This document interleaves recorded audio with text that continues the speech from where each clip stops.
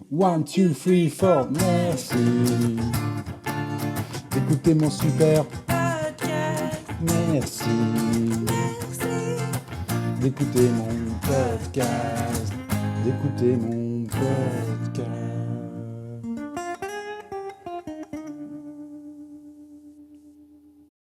Coucou papa. Bonjour Nina. Hello. Bah, du coup, c'est à mon tour de t'interviewer. Hein. Bienvenue dans le podcast Vibration avec Merci. Bigo. Merci. De rien, c'est un plaisir de Pourquoi vous on a recevoir. décidé ça ? Je me souviens plus pourquoi on a décidé que tu m'interviewais. Bah, je me disais en fait que ce serait sympa d'avoir comme un aperçu de ton année, d'où venait le podcast Vibration, c'était quoi ton moteur et qu'est-ce que tu en as pensé en fait. Au début, je t'ai dit, bon, c'est pas super intéressant. Je préfère interviewer des gens qu'être interviewé. Mais c'est une bonne idée. Hein. Je peux vous expliquer un petit peu comment c'est né le podcast. Bah oui, avec plaisir. C'est né. Alors, la première idée du podcast, c'était quand on était avec Anna en 2021 dans les îles éoliennes en sabbatique. On avait joué avec des post-it sur qu'est-ce qu'on voulait faire. Les objectifs, un peu les trucs un peu rigolos ou fous de notre vie. Un des post-it, c'était faire un podcast. Après, en 2022, j'ai ressorti le truc. Anna a dit, allez, si on faisait un podcast. Ah ouais. Et on lancé, je crois que c'est fin 2022, on a fait un podcast qui s'appelle Delete the Drama. Et c'était vraiment un défi. Allez, on va essayer ce que ça donne, avec beaucoup de tracks et tout. Et on a vu qu'au premier épisode, ça donnait quelque chose de différent ce qu'on pouvait imaginer. Il y avait vraiment une discussion et on pouvait oublier le microphone et on pouvait avoir un échange qui était un échange très riche, qu'on pensait intéressant aussi à montrer aux autres. Donc on a publié des épisodes. Après Anna, elle avait plus tellement envie de le faire. Hein. C'est moi qui l'ai poussé un petit peu. Et donc on a arrêté. Et après, je m'étais dit, allez, tout seul. Ça me semblait inimaginable de faire un podcast tout seul. Ouais. Et un peu comme un défi aussi. Je me suis dit, allez, je fais un podcast tout seul. On va voir ce que ça donne. Et c'était dans le cadre d'une bucket list. Alors, tu connais un peu la bucket list, j'en parle souvent. Et la bucket list, c'est quelque chose où tu écris un peu tous tes rêves, toutes tes envies. Et ça faisait partie de ces trucs un peu fous, un peu wild goal. Allez, je fais un podcast tout seul. À un moment, il avait une bucket list, il avait au moins 100 objectifs. Ouais. Et après, il les remplissait tous. Il était à fond. Ah ouais. Et je pense que pour expliquer un peu ce que c'est le podcast, c'est intéressant d'expliquer ce que c'est en quelques secondes la bucket list. Dans la bucket list, tu as plusieurs thèmes, tel que je la fais moi.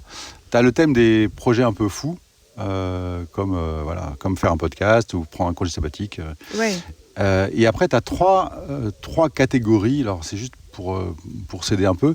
Tu as les expériences qu'on veut vivre.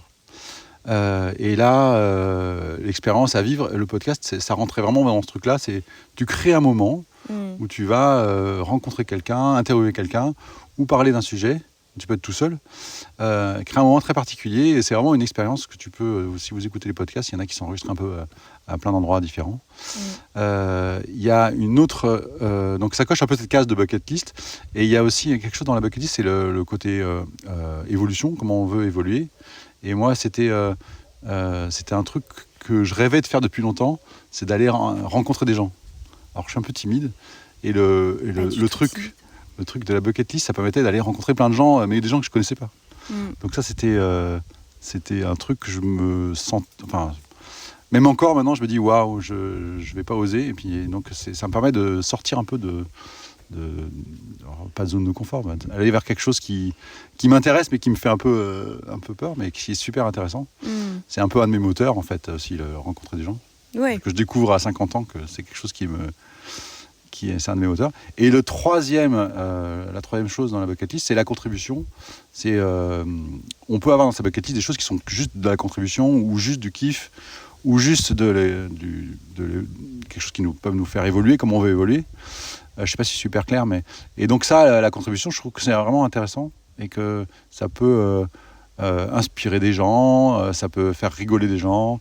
Et au début, j'ai vraiment fait pour ma famille, pour que ce soit écouté par toi et Mercure, que ce soit écouté par mes collègues, etc. C'est vraiment fait pour un peu donner des bonnes inspirations, des good vibes, quoi, tout simplement. Ouais. sans qu'il y ait de... Donc c'est comme ça que c'est né en fait le podcast. Et au début, voilà, j'ai fait quelques épisodes tout seul et sans oser me lancer. Je me dis jamais j'oserais inviter quelqu'un. Et après, je me suis dit, allez, on va essayer. J'ai essayé avec Adji. Et puis j'ai vu que... Ouais, t'as pas attendu très longtemps avant de te lancer avec 5 épisodes gens. quand même. Ouais.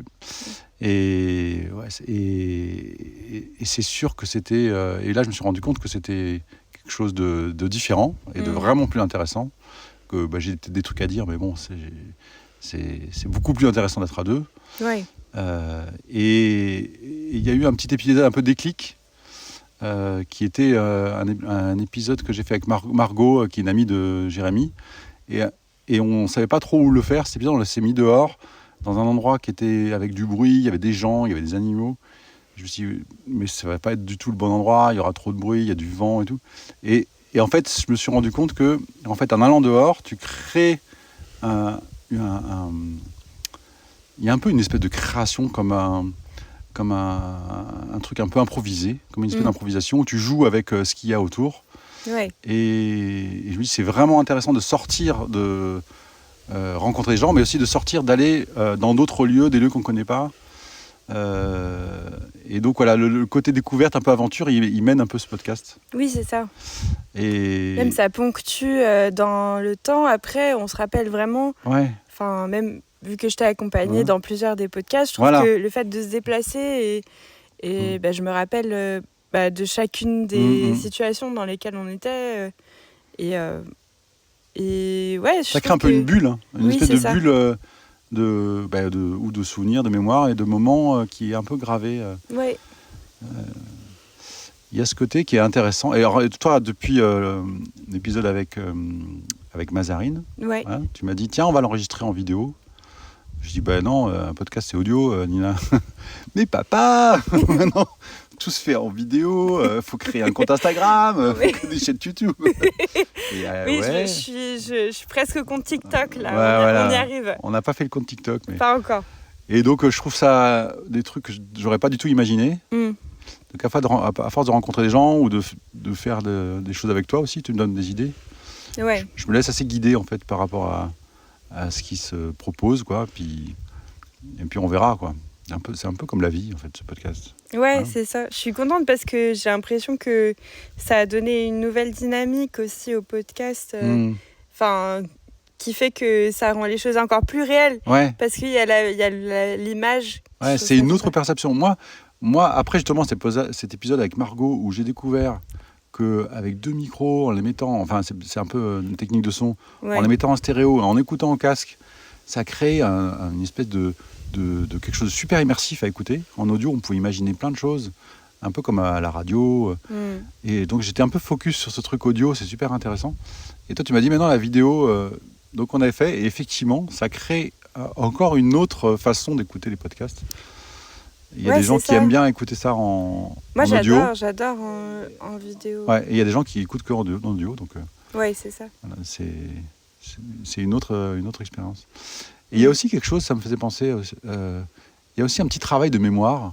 Je pense que chaque fois que je fais un épisode, je me dis, cet épisode, ça y est, il est dans la boîte, un peu comme un moment qui est enregistré et qui va rester quelque part, comme un témoignage d'un instant, ou d'une personne, ou d'une rencontre, qui se reproduira pas forcément. Ouais. Et j'ai beaucoup numérisé des vidéos de ton grand-père, de Roberto. Ah oui, oui. Qui lui, dès les années 80, il a eu les premiers caméscopes. C'était des vidéos 2000, etc. Il a enregistré des gens dans la rue, sa grand-mère, sa mère. Il faisait des randonnées. Il a beaucoup documenté un peu des choses. Et à force de numériser, j'ai numérisé des centaines d'heures de vidéos. Je pense que ça va aussi donner l'envie de laisser quelque chose comme ça, d'enregistrer des gens. Voilà, toute l'histoire du podcast. Donc c'est un peu multifacette, ce truc-là. Ça répond à plein de trucs que j'aime bien. Et puis c'est un petit peu une petite aventure, en fait. Oui, c'est ça. En plus, ce qui est intéressant, c'est qu'il ça t'apprend plein de choses. Ouais, il y a aucun objectif dans le podcast. Même si on parle de bucket list, en fait, moi, c'est pas mon travail. Je compte pas en faire quelque chose de. Je commence à me laisser guider par ça. Mm. Et donc, ça donne vachement de légèreté. Oui, c'est ça. En fait, on s'en fout, quoi. Oui. On s'en fout un peu de se dire, est-ce qu'il y aura des vues, est-ce qu'il y aura... Alors, c'est toujours intéressant que ça plaise aux gens, mais il y a aussi un thème. Alors, je savais pas trop quoi dire au début quand tu as posé la question, mais je suis parti là. Vas-y. Il y a aussi un thème. Je me suis rendu compte que la plupart des épisodes, ils rejoignent un thème qui est un peu autour de la motivation. Hein. Avec Anna aussi, on travaille sur ça. Pourquoi parfois on est super passionné par quelque chose, on est enthousiaste. Ouais. Et ça, on a envie de faire plein de choses. Et parfois, on est là, chez soi, on n'a pas envie de faire grand-chose. Et ça rejoint ou l'orientation professionnelle ou juste l'énergie qu'on a le matin. Et ça, c'est une question qui est un peu ouverte, que j'ai jamais trop réussi à répondre. Et ça m'intéresse d'interviewer des gens qui sont passionnés ou des gens qui travaillent sur cette question ou des thérapeutes et ce thème, on le retrouve dans tous les épisodes, en fait. C'est ce que je peux appeler avec mon franglais l'empowerment. Comment on trouve notre propre énergie sans qu'elle arrive de l'extérieur. Et qui souvent est communicative. Parce que quelqu'un qui est passionné, tous les gens que j'ai interviewés qui sont passionnés, ça se transmet, quoi. Ça se transmet. Oui, c'est ça. C'est vrai que la plupart des gens que tu interviews, ils sont hyper à fond. Ouais. Mais c'est fascinant à voir, parce qu'ils sont vraiment tous vraiment avec un moteur très très fort. Ouais. Et le fait de leur poser la question, qu'est-ce qui te passionne, et qu'ils parlent de leur passion, là il y a un truc qui s'allume, quoi. On voit vraiment une belle dynamique qui se met en route. On peut appeler ça comme on veut, une belle énergie, quoi. Des bonnes vibrations. Voilà. Tout simplement. Voilà. C'est un peu l'histoire du projet, quoi. Ouais, merci beaucoup. Et puis c'est cool qu'on fasse ça ensemble. En fait, ça a encore un autre effet. Ouais. C'est qu'on partage un truc entre nous. Oui, ouais, j'aime trop. Ouais. Et on va peut-être encore en faire quelques-uns ensemble. Hein. Ouais. Est-ce que tu as eu des retours de personnes qui t'ont marqué Il y a quelques retours. Alors, il n'y a pas forcément... Je pense que les gens écoutent. Et après, c'est quand ils viennent me voir que disent « Ah, j'ai écouté cet épisode ». Ils ne vont pas me faire seulement faire des retours directement. Enfin, je ne sais pas, toi aussi. Ou tu as des amis peut-être qui t'ont fait des retours. Ouais, il y a des gens qui... Ouais. Mais là, je pensais au podcast avec Simon, sur Simon qui fait sa propre farine, etc. J'ai un super retour de Jérémy là, qui m'a dit c'est vraiment incroyable, qu'est-ce qu'il explique bien, qu'est-ce qu'il est pédagogue, qu'est-ce qu'il est drôle. Il dit c'est super vivant et c'est vraiment super à écouter. Il a vraiment pris beaucoup de plaisir. Il l'a même appelé après. Il l'avait pas eu depuis longtemps. Ah waouh. Et voilà. Et puis après il y a parfois des gens qui me disent mais je fais une bucket list aussi. J'ai mis, je pense à Kiki là qui va partir. À Florence. À Florence là, qui avait mis ça dans sa bucket list. Donc il y a des petites choses comme ça, ouais. C'est mignon. Ouais, c'est mignon. Parce que ça a quand même beaucoup avancé le podcast là. Ça a pris vraiment beaucoup d'ampleur. Est-ce que tu t'attendais que ce soit autant Enfin, qu'il y en ait autant cette année, il y en a eu, je sais pas, mais il y a un peu des... c'est sûr qu'à partir du moment où tu étais venu avec moi, qu'on a commencé à faire des vidéos, ça a commencé à prendre plus d'ampleur, un peu plus de visibilité. Et il y en a pas mal qui se sont enchaînés. Donc il y a des périodes où, je sais pas, le mois de mai, j'ai dû en faire 3. T'en pouvais plus. Alors moi, c'est vrai que ça me demande quand même pas mal d'énergie. Et je pense qu'il y a des gens qui font des podcasts, il y en a qui font 2 par semaine. Enfin, il y a des fous, il y en a qui font tous les 2 jours, enfin, les énormes podcasts. C'est leur métier. Moi, ça me prend pas mal d'énergie, en fait, d'écouter et de me projeter. Et ça a pris pas mal d'ampleur. Et je sais pas trop quoi dire. Mais t'es satisfait, t'es content? Oui. Ouais, je suis très content. C'est vraiment un projet qui est un side project, qui est toujours en fond, qui m'accompagne toujours. Donc je suis toujours un peu d'y penser. Et il y a début d'année est un peu particulier. Il y a ma belle-mère qui est décédée. Et je sais que ça m'a aidé de faire le podcast avec Ngolène, d'avoir un projet comme ça, un projet de fond, un projet qui était était pas au premier plan, mais qui était un projet de fond. Ouais. Ça m'a bien aidé. Ouais, surtout l'hiver, là, c'était dur. Ouais, l'hiver, c'était un peu long. Mm. J'ai souvent plein d'idées, donc j'essaye un peu de tempérer le truc non plus, de pas aller trop vite, tu vois. Il y a une idée que j'ai souvent, c'est de dire qu'il faut que j'ai des idées, après il faut que les choses viennent à moi, faut pas forcer. Ce que je pourrais aussi appeler des gens, tu vois. Donc parfois je lance des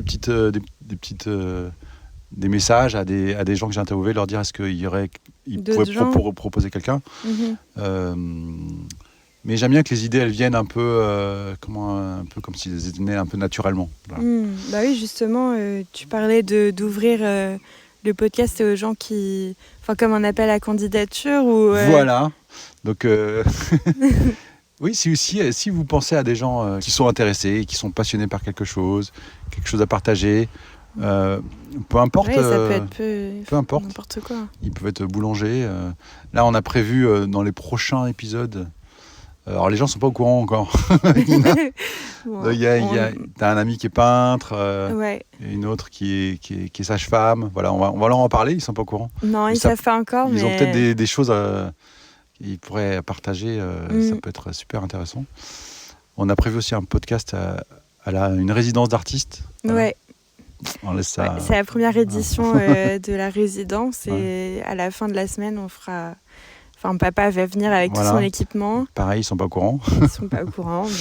Mais voilà, on verra si ça match. Voilà. Ouais, on verra si ça match. Et après, voilà, s'il y a des... alors, c'est pas vraiment un appel à la candidature, mais voilà, si vous sentez... Pas à candidature, voilà, oui. Si vous sentez que vous connaissez quelqu'un qui a quelque chose, qui est passionné par quelque chose, n'hésitez pas, contactez-nous. Podcast Vibration. Voilà. Gros bisous à Odile et Ronald. Merci Odile et Ronald. Parce qu'on est un peu chez eux là. Bah ouais. Et bisous. On vous aime très fort. À tout le monde. Ouais. Puis bonnes vacances. On est trop contents de cette année. On s'approche là. Franchement, ouais, on vous parle direct. On est trop contents. Est-ce qu'on a une fichaille là je parle pour nous deux, mais je pense que c'est vraiment. Ah ouais, regarde. C'est vraiment une trop bonne année. Donc là, on fait un petit cœur. Où on a connu plein de gens et il y a plein de choses qui nous attendent aussi. Je pense que ça va être trop bien. Voilà. Merci à tous. Merci. Au revoir.